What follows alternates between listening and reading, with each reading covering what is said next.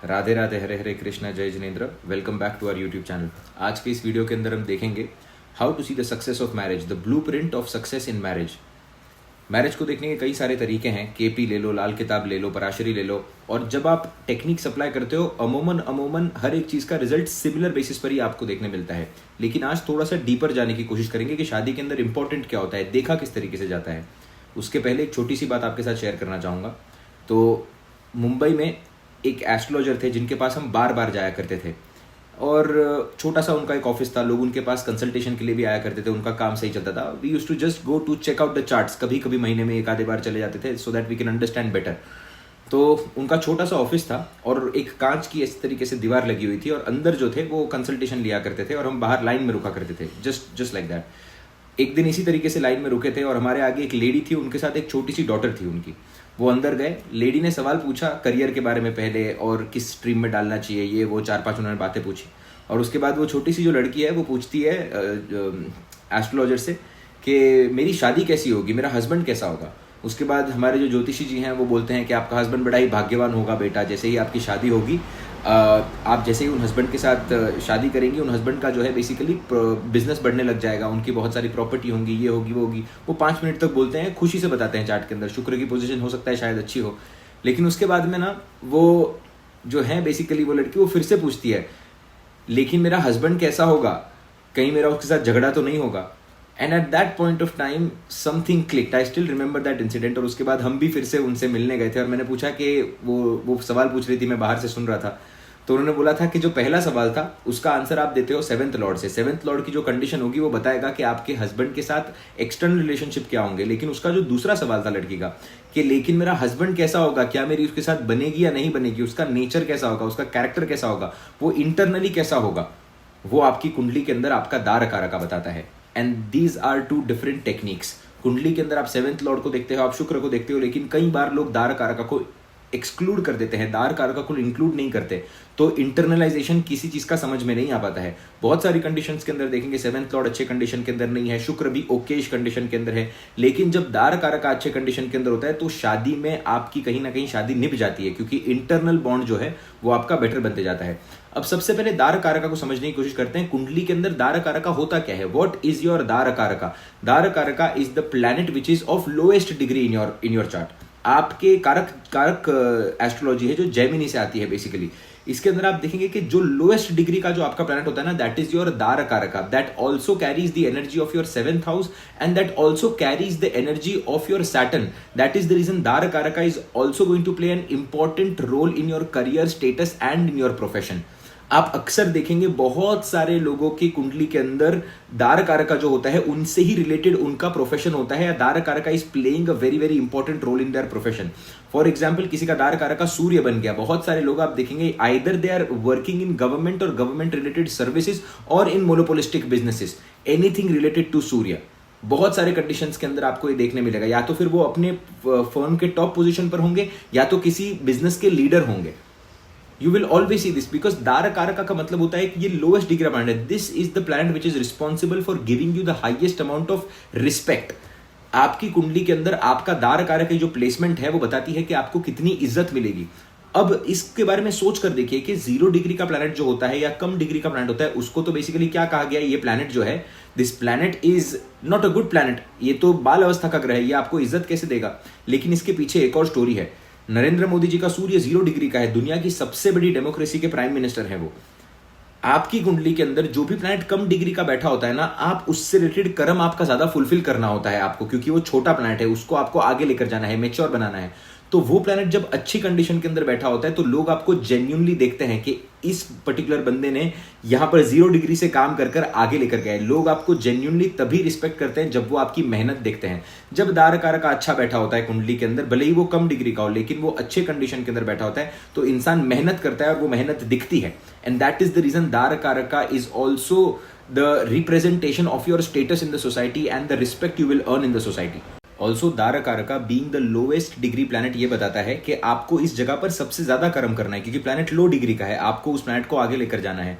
अब 2 ऐसे फैक्टर्स जहां पर आप सबसे ज्यादा काम करते हैं, दैट इज योर प्रोफेशन, आपका 10th हाउस, और दूसरा है आपका 7th house. Highest amount of karmic debt होता है।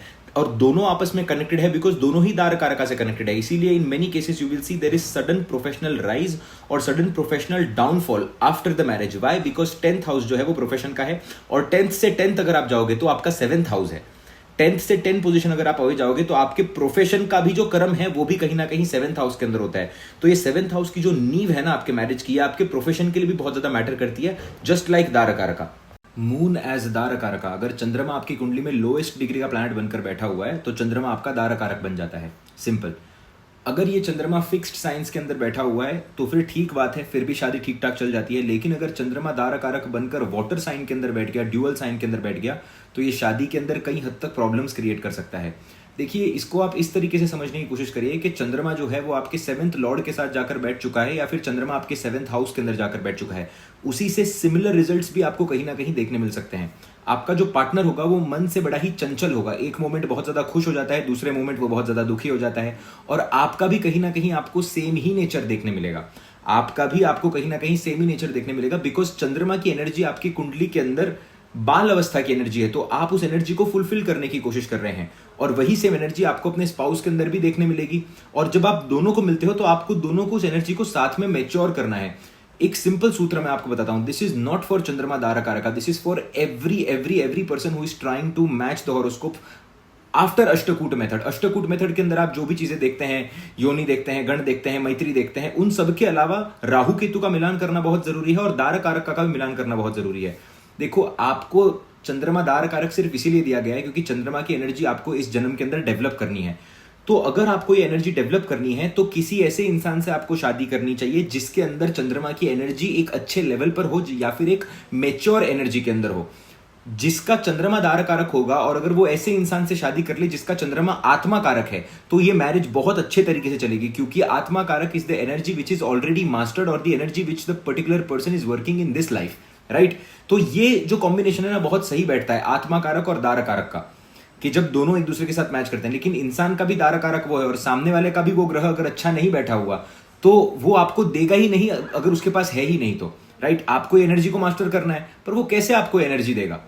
It is not possible that this person would be able to give you that particular energy. बड़े ध्यान से इस पर्टिकुलर पॉइंट को समझने की आप कोशिश करिएगा, ताकि आपके कॉन्सेप्ट्स क्लियर होंगे। तो चंद्रमा जो है ना, वो जब भी दार कारक बन जाता है तो इंटरनल कंपैरिजन शुरू हो जाता है मदर के साथ में। Spouse is of motherly nature but can not be a mother, always remember this. आपको उस एनर्जी की जरूरत है और स्पाउस भी आपको वैसी ही मिलेगी। लेकिन कई बार क्या होता है कि हम समझ बैठते हैं कि ये हमारी माँ ही तो नहीं, कहीं ना कि माँ से तो आप शादी नहीं कर रहे हो, so you don't have to compare somehow. ये कंपैरिजन आपका बंद होना चाहिए, जिससे शादी अच्छी चले आप लोगों की। सेकेंडली, अगर ये कहीं ना कहीं फिक्स्ड साइन के अंदर नहीं बैठा, यानी कि चंद्रमा अगर स्कॉर्पियो का बैठा है, कैंसर का बैठा है, मीन का बैठा है दार कारक बन के, तो फिर स्पाउस जो होती हैं वो बहुत सारे कंडीशंस के अंदर आप देखेंगे that it is very unstable in regards with the emotions.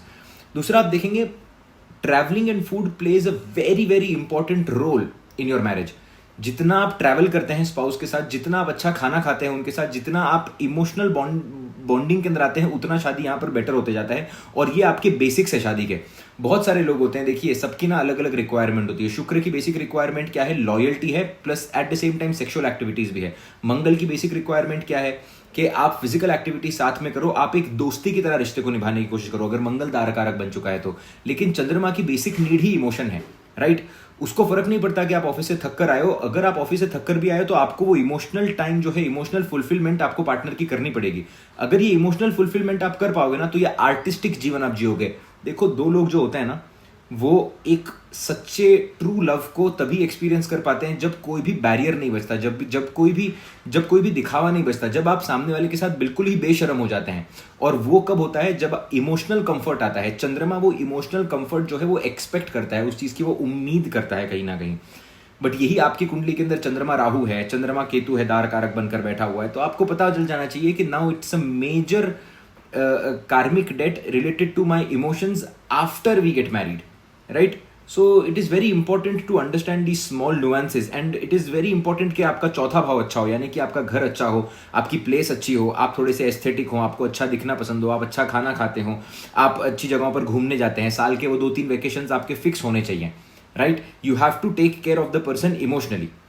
So this is the basic चंद्रमा दारा कारका. But at the same time, one more thing you have to remember, कुंडली मिलान के दौरान, मैं फिर से रिपीट करता हूं, चंद्रमा अगर आपका दार कारक है, सामने वाले की कुंडली का चंद्रमा अच्छा होना चाहिए. तभी ही आप वो मैरिज सफल कर पाएंगे internally, emotionally. Surya as your dara karaka. अब देखिए, डिसिप्लिन, ईगो, राइटियसनेस, टाइमलीनेस, सब चीज़ अपने हिसाब से करना, ये क्वालिटी आपको अपने स्पाउस के अंदर ज़रूर देखने मिलेगी। सूर्य जब भी दारा कारका बन जाता है, शादी के बाद स्टेटस के अंदर राइज ज़रूर देखने मिलता है। लोग आपको आकर पूछते हैं।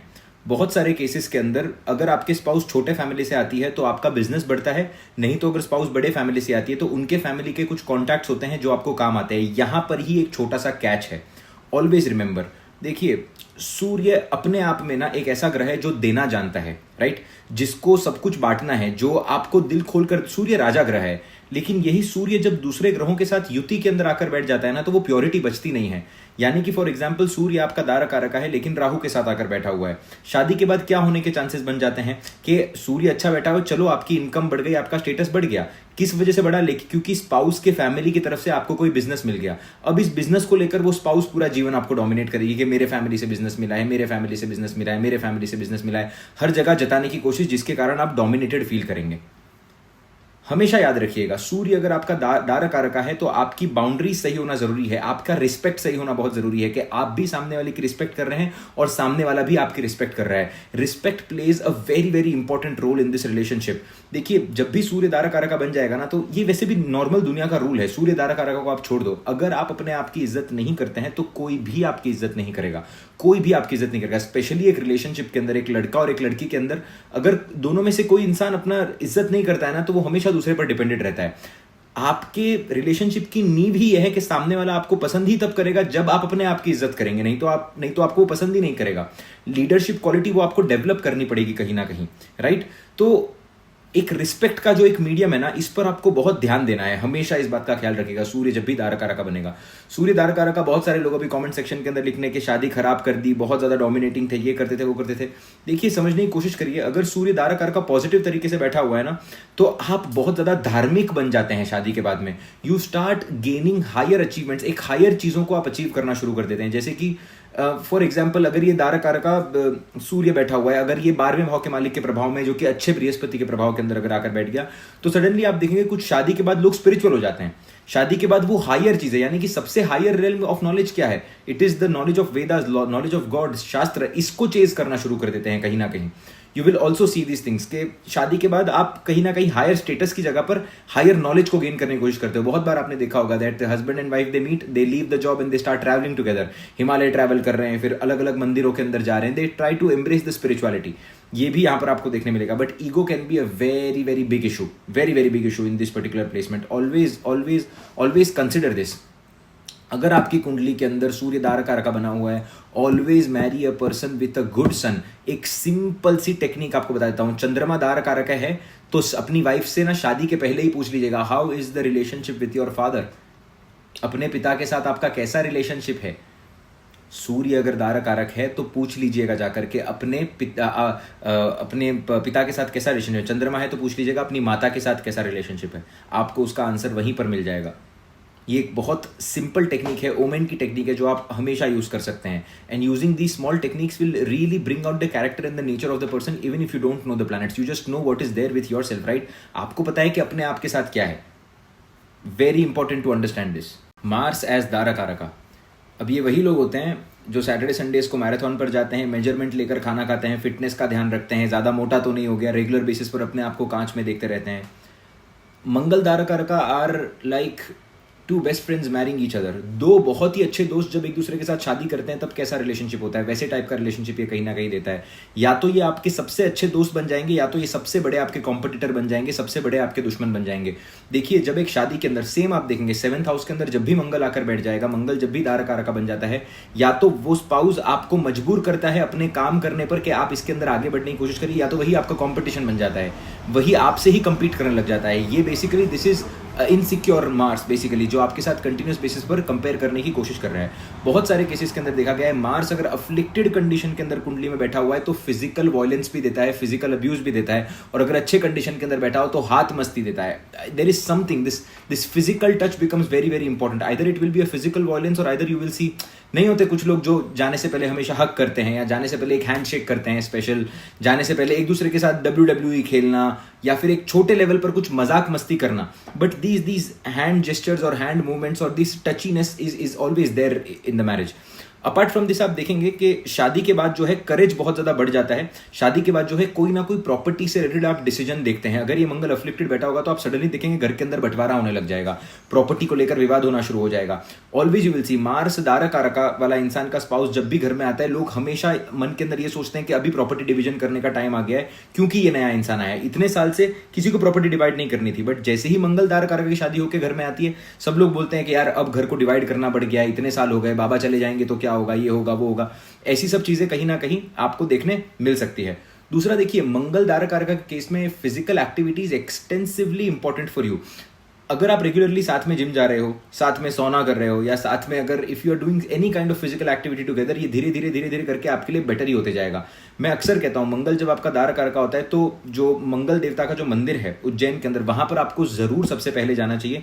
दूसरा, try to complete your karmic debt in with Mars. Basically, how will you complete your karmic debt? There are two things. Either you can basically donate for some temple, किसी टेम्पल के लिए डोनेट करिए, किसी temple के निर्माण के लिए, या तो जमीन को रेगुलर बेसिस के ऊपर प्रे करना है और कोई झाड़ उगाना है अपने पार्टनर के साथ मिलकर, स्पेशली नक्षत्र वाले झाड़. अगर आप इस चीज को उगाते हैं ना तो ये एक बेटरनेस लेकर आएगा आपकी शादी के अंदर, शादी को धीरे धीरे करके बेटर बनाते जाएगा. लेकिन मंगल दारा कारका के अंदर एक सबसे मेजर प्रॉब्लम कई बार ये आ जाती है कि ये जो एग्रेशन है ना आपका, अगर एग्रेशन एक हद से ज्यादा बढ़ गया, राहु केतु से अगर अफ्लिक्टेड है, राहु केतु से अफ्लिक्टेड का भी प्रॉब्लम नहीं है, अगर खराब कंडीशन के अंदर ही बैठा हुआ है तो शादी के बाद आपको सडन लॉसेस भी देखने मिल सकते हैं इस केसेस के अंदर. But there are very very few cases. मैंने बहुत नेग्लिजिबल केसेस ऐसे देखे हैं, बट कुछ केस स्टडीज के अंदर ये भी पाया गया है. Last thing for Mars Dara कारका, अगर आप जानना चाहते हैं कि सामने वाले का मंगल कैसा है, क्योंकि जैसा हमने चंद्रमा के केस के अंदर डिस्कस किया था, सभी लोग प्लीज चंद्रमा वाला सेक्शन फिर से देखिएगा, उसके अंदर मैंने 2-3 पॉइंट बताए कि अगर आपका मंगल लोएस्ट डिग्री का है, इसका मतलब आपको उसकी एनर्जी की जरूरत है. मंगल जैसा भी प्लेस्ड होगा कुंडली के अंदर, अनलेस एंड अनटिल मंगल लग्नेश हो जाए या फिर आपका राशिपति हो जाए, और अगर वो 5 डिग्री से ऊपर बैठा हुआ है तो आपके अंदर भी उसकी एनर्जी होगी. नहीं तो आप इस एनर्जी को कहीं ना कहीं खोते हैं और फिर से मास्टर करते हैं. मंगल अगर आपका दारा कारका बनकर बैठा हुआ है तो आपको ये बात नेसेसरी है कि आपका अदर हाफ होगा, उसकी मंगल की एनर्जी अच्छी होनी चाहिए, तभी जाकर आप जो डेफिसिट के अंदर है वो सरप्लस क्रिएट करेगा. राइट? तो आपको सामने वाले को सिर्फ इतना सवाल पूछना है कि आपके कितने दोस्त हैं. सामने वाले से सिर्फ इतना सा सवाल पूछना है कि क्या आप एक्सरसाइज करते हैं या नहीं करते हैं. सामने वाले से सिर्फ इतना सा ही आपको सवाल पूछना है कि आपका अपने भाई बहनों के साथ कैसा रिलेशनशिप है, घर के अंदर जमीन को लेकर क्या है. मैं अक्सर ना ही छोटे छोटे क्वेश्चंस जो है मैं सामने वाले को पूछने लगाता हूं, क्योंकि जरूरी नहीं है कि आपको एस्ट्रोलॉजी का पूरा ज्ञान होना चाहिए. कई बार अगर आपको थोड़ा मोड़ा भी पता हो कि आपको पता है कि चलो मेरा दारा कारक मंगल है, अब मैं जब भी किसी इंसान से मिलने जाऊंगा या कभी मैं किसी लेडी को डेट करूंगा या कुछ भी करना है, तो आपको सबसे पहले आपको क्लियर होना चाहिए कि ये एनर्जी की मुझे जरूरत है. क्या मुझे जिस एनर्जी की जरूरत है वो एनर्जी सामने वाले के अंदर है या नहीं है. सामने वाला अगर पहले ही मीटिंग के अंदर, अरेंज मैरिज के अंदर बहुत बारी होता है, सामने वाला पहले ही मीटिंग के अंदर बोलते हैं कि मेरे लिए प्रायोरिटी है that I have to get up in the morning and I have to exercise. मेरे पिताजी ने जो है वो मंदिर के लिए जमीन दान की हुई है. अगर मार्स आपका दारा कारक है, आपका पार्टनर ऐसी बातें कर रहा है, आपको समझ जाना चाहिए कि that okay, this is a fine thing. यहां पर ये एनर्जी कहीं ना कहीं फुलफिल हो पाएगी. इसी तरीके से सवाल पूछना सीखिएगा अपने दारा कारक के हिसाब से, सामने वाले को बेहतर तरीके से जानने के लिए. राइट? मैं रिपीट कर देता हूं, सूर्य वाले से आप क्या दारा कारक, सूर्य जिसका दारा कारक है उसको क्या सवाल पूछने चाहिए सामने वाले से. What are the questions which this person should ask. क्या पूछेंगे? आपके पिताजी क्या करते हैं, आपका पिताजी के साथ रिलेशनशिप कैसा है, घर के अंदर किसी का गवर्नमेंट का बहुत ज्यादा इंफ्लुएंस है. सामने वाले के पॉलिटिकल व्यूज पूछने की कोशिश करेंगे. अगर सूर्य आपका दारा कारक है तो सामने वाले को पॉलिटिकल व्यूज पूछिएगा कि आपके पॉलिटिकल व्यूज क्या हैं, आप किसके बारे में सोचते हो, आप कौन सी पार्टी के बारे में क्या सोचने की कोशिश करते हो. That will tell a lot about themselves. उनके बारे में ये बहुत ज्यादा बातें करेगा. Right? Have to understand these things. ये छोटी छोटी चीजें हैं जिसको आइडेंटिफाई करने की कोशिश करो. सूर्य दारा कारक अगर आपका है तो अगर आपका जो पार्टनर है वो अगर बुजुर्गों के बारे में सिर्फ आप करके बात कर रहा है, बुजुर्गों को बहुत ज्यादा रिस्पेक्ट दे रहा है, आप मेरी बात मानिए, सूर्य की एनर्जी को फुलफिल करेगा, शादी में प्रॉब्लम नहीं आती. वो बहुत कुछ, जब इंसान बोल रहा होता है तो वो अपने बारे में बहुत कुछ बता रहा होता है, तो अगर वो आपकी एनर्जी को फुलफिल करेगा तो आपको वो कहीं ना कहीं वही चीजें सिखाएगा जाकर. और शादी दुनिया का सबसे बड़ा कार्मिक डेट है. 2 सबसे बड़े कार्मिक डेट है. First is the 10th house and second is 10th from 10th, which is your 7th house. These are the biggest karmic debts of your life. सबसे पहला क्या कि मैं क्या कर्म करने के लिए यहां पर आया हुआ हूं, क्या करने में यहां पर आया हूं. सबसे पहला तो कार्मिक डेट वो है, तो मेरे को चुकाना ही पड़ेगा, उससे पहले मैं जा नहीं सकता. और दूसरा क्या कि मैं किसके साथ ये कर्म करने वाला हूं, क्योंकि हाईएस्ट अमाउंट ऑफ टाइम या तो आप अपने पेरेंट्स के साथ और अपने स्पाउस के साथ रहते हैं. तो ये दोनों कर्म, इसीलिए तो ये जो केंद्र जो है ना ये बहुत इंपॉर्टेंट है, इट इज वेरी इंपॉर्टेंट। पहले आप खुद हो गए लगन के अंदर, चौथे के अंदर आपकी माता आ गई जिनसे आप आते हो, दशम के अंदर आपका करियर आ गया, और सप्तम के अंदर आपका प्रोफेशन आ गया। और उसके अंदर भी प्रोफेशन और करियर का जो मिलान है वो बहुत ज्यादा है। जैसे लगन का और 4th हाउस का बहुत गहरा संबंध है, 7th हाउस का और 10th हाउस का बहुत गहरा संबंध है। 4th से 10th क्या है? 4th से 10th आपका लगन है, सीधी बात है। आप मदर का ही तो कर्म हो, बेसिकली मदर का ही तो आप कार्मिक डेट हो। उसी तरीके से आप देखेंगे 10th से 10th क्या है? 7th है। आपके कर्म का जो कार्मिक डेट है वो आपके 7th के अंदर आकर मिला हुआ है। क्लियर बात है एकदम, आपके कर्म का कार्मिक डेट, आपने कैसे कर्म किए हैं वो 7th के अंदर है। अगर एक अच्छा स्पाउस भगवान ने आपको दे दिया ना, तो प्लीज मेरी बात मानिएगा, आपको दुनिया की सबसे बड़ी संपत्ति भगवान ने आपके नाम लिख दी। अगर आपको अच्छा स्पाउस दे दिया तो भगवान की असीम असीम असीम कृपा है आपके ऊपर। मेरी बात आप मानिएगा, अगर आपको अच्छा स्पाउस दे दिया, क्योंकि that is the highest level of karmic debt कि कोई आपके साथ इतने अच्छे तरीके से रहे, इतना इतना अच्छा रिलेशनशिप रखे कि आप उसके साथ जीवन कहीं ना कहीं बिता पाए। अगर ये नहीं होता ना तो कुछ भी नहीं हो सकता, नथिंग कैन गो राइट।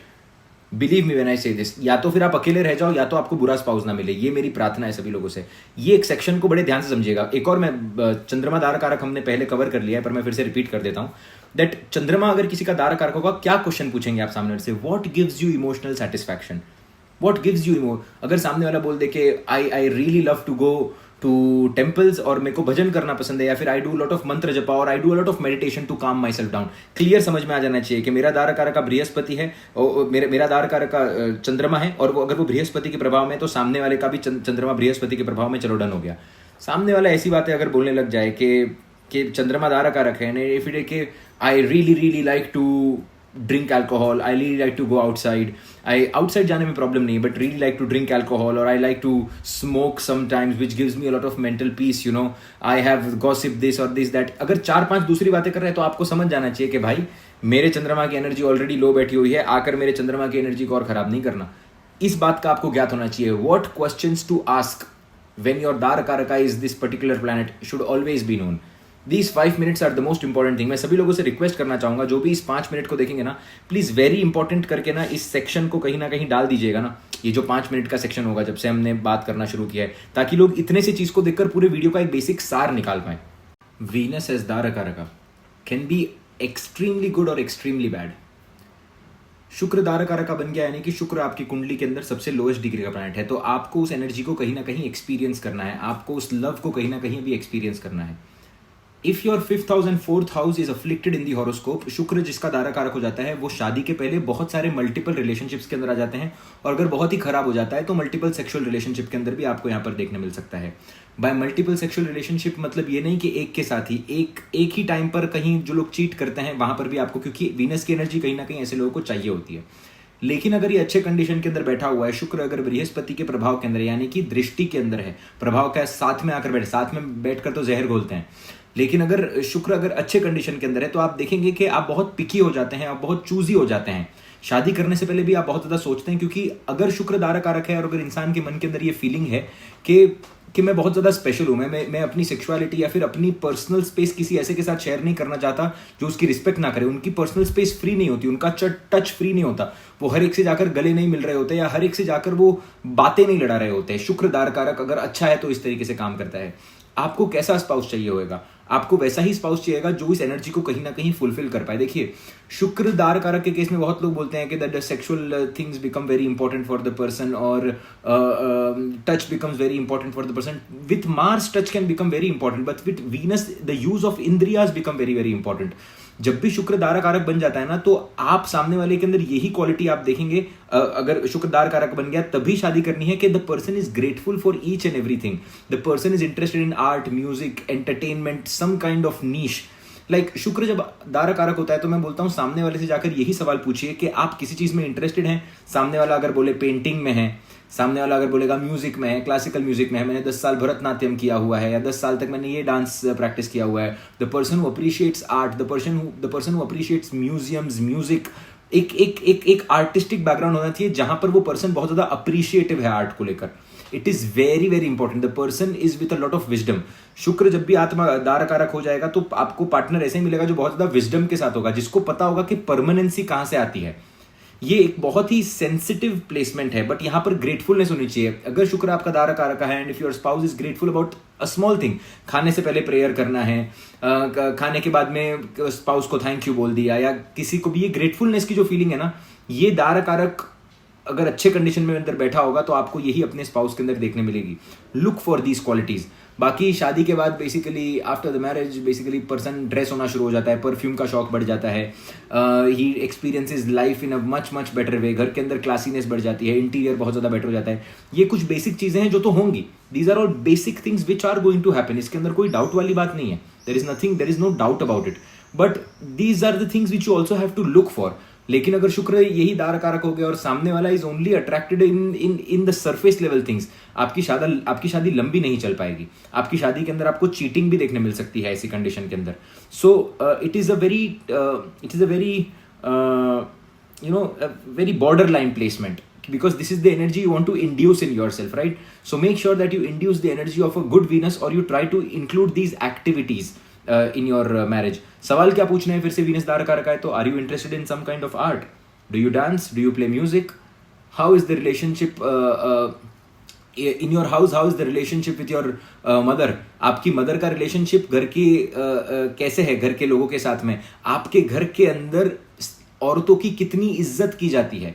शुक्र दार कारक है, आप जा रहे हो घर के अंदर, बैठे हो आप फैमिली के अंदर, कोई फूफा किसी फूफी पर जोर से चिल्ला दे, गाली वाली दे दे, आपको समझ जाना चाहिए कि यहाँ पर कुछ ना कुछ गड़बड़ है, यहाँ पर कुछ ना कुछ लोचा है। आप देखो ना, ये एस्ट्रोलॉजी से बड़ा ना इंटेंशन होता है, एस्ट्रोलॉजी से बड़ा ओमेन होता है। ऐसा मुझे लगता है कि जब आप भगवान से प्रार्थना करते हैं ना, भगवान कोई ना कोई हिंट और कोई ना कोई इंडिकेशन देना, और आपके दिमाग में इतना सा ही नॉलेज होता है, लेकिन जब आप प्रार्थना कर कर उस इतने से नॉलेज को लेकर जाते हो ना, तो भगवान आपको 1000 हिंट देते हैं जो आपके आसपास उस चीज को प्रूव करते हैं या फिर उस चीज को डिसअप्रूव करते हैं। Always remember this thing with astrology as well. तो शुक्र दार कारक है तो look for these things, ask for indications and you will have them. Saturn as dara karaka, अगर शनि देवता आपके दार कारक बन जाते हैं तो आपके पार्टनर से आपने सिर्फ एक ही सवाल पूछना है, अबाउट देयर प्रोफेशन। जैसा उनका रिस्पॉन्स होगा अपनी प्रोफेशनल लाइफ को लेकर, वैसा ही आपके दार कारक की सिचुएशन है या वैसा ही आपको पार्टनर मिलेगा। If somebody is continuously criticising their profession, मेरा बॉस अच्छा नहीं है, मेरे कलीग्स अच्छे नहीं है, सैलरी अच्छी नहीं है, जरा सी भी ग्रेटफुलनेस नहीं है अगर इंसान के अंदर जॉब की, तो वो क्लियर बात है कि शनि पीड़ित अवस्था के अंदर बैठा है, बहुत डिससैटिस्फाइड कंडीशन के अंदर बैठा हुआ है।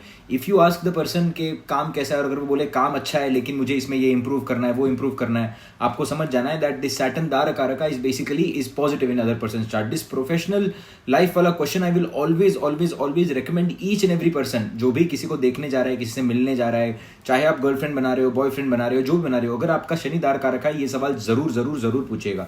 उसके अलावा एक और चीज आप देखेंगे, जब भी शनि आपका दारा कारक होता है, आपके स्पाउस का चाइल्डहुड या तो डिफिकल्ट होता है, या तो पेरेंट्स से दूर रहता है, तो पेरेंट्स से बनती नहीं है। ये तीनों सिचुएशन के अंदर एक सिचुएशन आपको जरूर देखने मिलेगी, क्योंकि सैटर्न आपका दारा कारक है, तो you have to fulfill that karma. If you want to fulfill that karma, somebody should have a strong saturnine energy.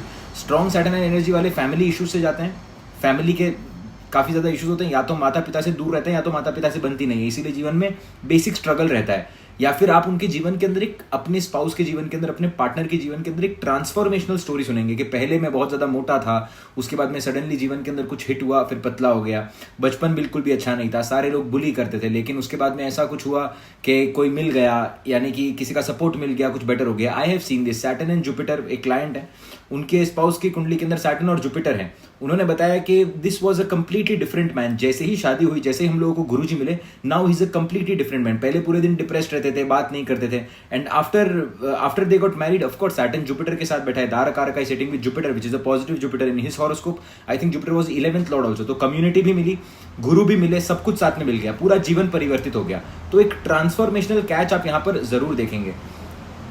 जब भी शनि आपके दारा कारक बन जाएंगे, you will always be attracted to people who have wisdom and people who can think a little bit deeper. Maturity is going to be your attraction. आप mature लोगों की तरफ अट्रैक्ट होंगे, ही हाँ हूँ वाले लोगों की तरफ आप अट्रैक्ट नहीं होंगे। आपको वही एनर्जी चाहिए। खुद भी ऐसे लोग कहीं ना कहीं सीरियस होते हैं चीज़ों को लेकर। हमेशा मैं कहता हूं कि देखिए, एक डिफरेंस होता है सीरियसनेस के अंदर, एक स्ट्रिक्टनेस के अंदर और एक लाइफ के अंदर। शनि जब भी आपके दारा कारक बन जाएंगे, always check other persons Budh and Rahu. कई बार मैंने ऐसी कंडीशन के अंदर देखा है, शनि अगर आपके दारा कारक है, कहीं ना कहीं आप ऐसे फैमिली के अंदर जाकर स्टक हो जाते हैं जहां पर बहुत रिस्ट्रिक्शंस होते हैं, जहां पर आपको पल्लू लेना पड़ सकता है, जहां पर आप 10 बजे के बाद बाहर नहीं जा सकते, प्रोफेशन को फॉलो नहीं कर सकते। तो सैटर्न अगर दारा कारक है तो बहुत सारी बाउंड्रीज बना सकता है। अगर आपका सैटर्न धारक कारक है, सामने वाले की कुंडली का मर्क्यूरी और राहु जरूर चेक करके लीजिएगा, नहीं तो आप बोल भी नहीं पाएंगे। आपके घर के अंदर कई बार इतने रिस्ट्रिक्शंस भी देखने मिलते हैं because of society, because of parents, because of whatever reason it can be. तो ये बात का आपको जरूर खास ध्यान रखना है। स्पाउस जो होता है बहुत ज्यादा स्टबन होता है, किसी की भी बात नहीं सुनता। शनि धारक कारक हो जाएगा तो स्पाउस बहुत स्टबन होता है, डिसरिस्पेक्ट बिल्कुल भी नहीं ले सकता। ये चीज आपको समझ के चलनी है that if your धारक कारक is Saturn, you have to take care of these things. So boundaries maintain करना, प्रोफेशन को अच्छा रखना, क्लीनलीनेस रखना, क्लियर रहना। और एक और बहुत एक स्पेसिफिक चीज मैंने नोटिस की है बहुत सारे चार्ट के अंदर, कि जिनका भी धारक कारक सैटर्न होता है ना, उनके स्पाउस जो होते हैं उनसे आप झूठ नहीं बोल सकते। They have a very good capacity somehow this specific thing to catch the lies. मतलब आपने स्पाउस से झूठ नहीं बोल पाएंगे, वो आपका झूठ इस तरीके से पकड़ लेंगे। वो नहीं आदमी होता जिसने धक्के खाए होते हैं, ग्राउंड से उठकर आया हुआ आदमी होता है। तो एक अनोखा सा उनका एक बिहेवियर आपको देखने मिलेगा, जहां पर आप अगर उनसे कुछ भी बोलने जाएंगे उल्टा सीधा या वाइट लाइज भी बोलने जाएंगे, तो कहीं ना कहीं वो जो है उनके मन के अंदर उनको वो बात पहले ही पता चल जाएगी कि यार ये नहीं, he is trying to fool me or he is trying to do something like that. तो ये एक एनर्जी है जिसको बैलेंस करना बहुत जरूरी है। राहु और बुध, कभी भी सूत्र को नहीं भूलिएगा, जरूर देखना है आपको ऑपोजिट चार्ट के अंदर। मर्क्यूरी एज धारक कारक, सो बेसिकली ये लोग सेपियोसेक्सुअल होते हैं, interested and attracted towards mindfulness and towards intelligence. Basically दो घंटे पहले यही कॉन्सेप्ट बढ़ा था, तो एक स्पेनिश बच्चा बोलता है, सेम कॉन्सेप्ट मैंने रिपीट किया, कि जो भी कुंडली के अंदर 0 डिग्री का प्लैनेट होता है या फिर सबसे कम डिग्री का प्लैनेट होता है, हो सकता है कि वो चीज़ की कमी है आपके लाइफ के अंदर, तो आप दूसरों के अंदर वो चीज़ों को देखकर अट्रैक्ट करते हो।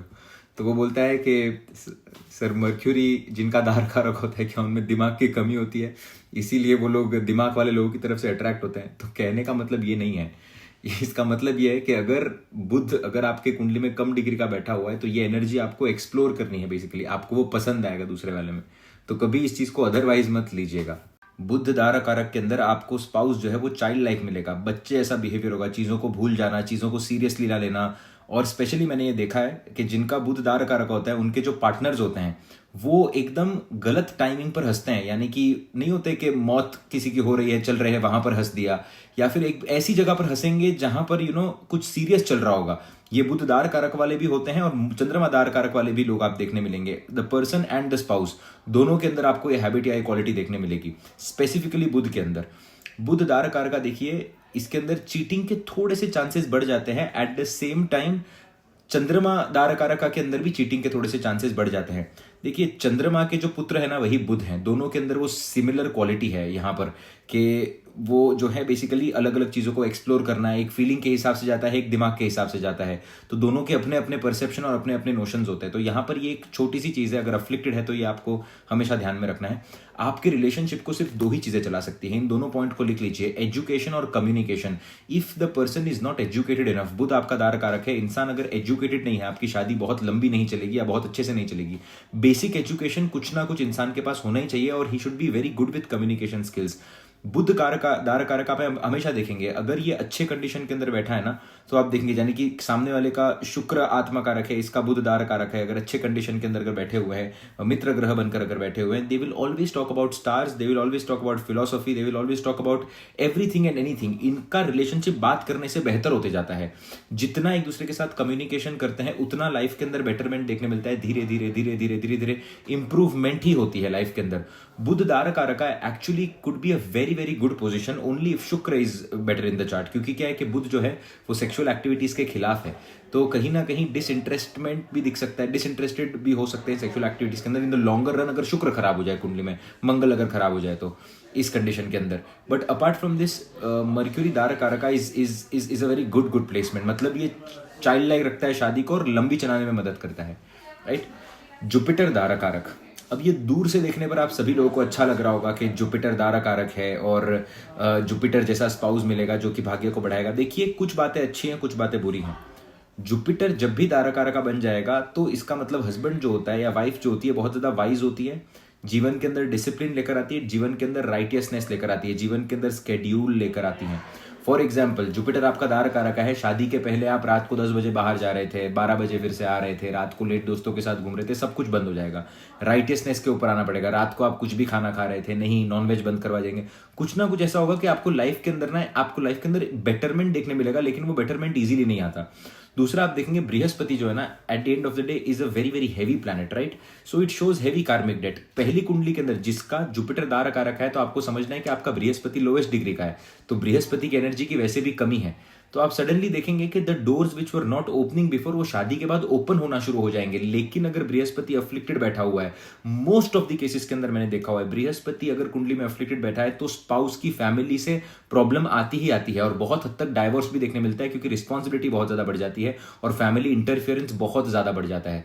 जैसे कि फॉर एग्जाम्पल दो लोगों ने शादी कर ली, अब जो हस्बैंड की जो मॉम है वो बहुत ज़्यादा इंटरफियर कर रही है रिलेशनशिप में, पिताजी बहुत ज़्यादा इंटरफियर कर रहे हैं, कहीं ना कहीं ये इंटरफियरेंस जो है ना ये बहुत ज़्यादा बढ़ जाता है फैमिली का, जिसके कारण स्पाउस को हैवी फील होता है। So heavy karmic debt and responsibility is something which you have to see in Jupiter.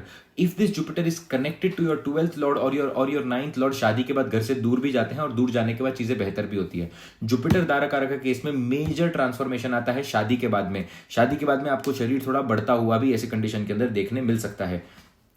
Jupiter Dara कारक की एक और बड़ी खास बात यह है कि ये जो it is more like 7th Lord in the 9th house, it is more like 9th Lord in the 7th house. Righteousness इतनी बढ़ जाती है कुछ कंडीशंस के अंदर कि आदमी जो है वो कहीं ना कहीं मेनियाक की तरह भी बिहेव करने लग जाता है, कि जैसे कि आपने देखा होगा मंदिर जाना है तो इन्हीं के मंदिर जाना है। थोड़ा कट्टरवाद भी आपको यहाँ पर कहीं ना कहीं देखने मिल सकता है।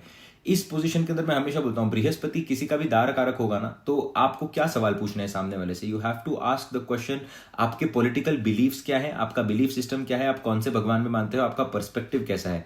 ये ओवरऑल पर्सपेक्टिव के बारे में जानने की जरूर कोशिश करिएगा, एथिक्स के बारे में सामने वाले की जानने की जरूर कोशिश करेगा। आदमी स्ट्रिक्ट होगा तो इसकी प्रॉब्लम नहीं है, लेकिन अगर वो किसी गलत चीज में स्ट्रिक्ट है, अगर वो अपनी फिलोसॉफी में स्ट्रिक्ट है जो कि समाज से मेल नहीं खाती, समाज को तो छोड़ो शास्त्र से मेल नहीं खाती, तो फिर प्रॉब्लमैटिक सिचुएशन है।